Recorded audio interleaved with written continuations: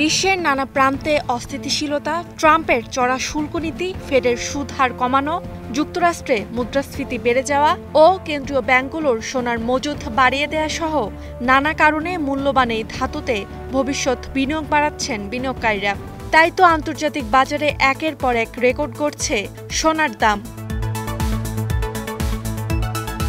World gold council বলছে, মঙ্গলবার সোনার সর্বোচ্চ দাম উঠেছিল প্রতি গ্রাম $120.81 আর সর্বনিম্ন $120.21।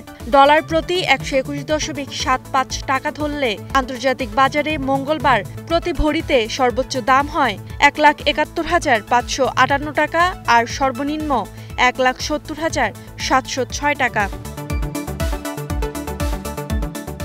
আন্তর্জাতিক বাজারের সঙ্গে পাল্লা দিয়ে দেশের বাজারেও বাড়ছে সোনার দাম। মঙ্গলবার দেশের বাজারে 22 ক্যারেটের প্রতি ভরি সোনার দাম বেড়ে হয়েছে $1,91,197 টাকা, 21 ক্যারেট প্রায় $1,82,500 টাকা, 18 ক্যারেট $1,56,000 টাকার উপরে এবং সনাতন সোনার দাম প্রায় $1,30,000 টাকা ভরি। আন্তর্জাতিক বাজারের সঙ্গে বাংলাদেশের দামের পার্থক্য ভরিতে কম বেশি $20,000 টাকা।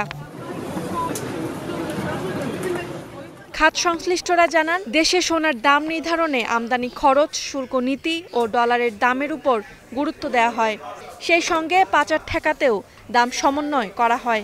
তবে বিদেশ ফেরত যাত্রীদের কাছ থেকে ব্যাগেজ রুলসেই বেশিরভাগ সোনা দেশে আসে।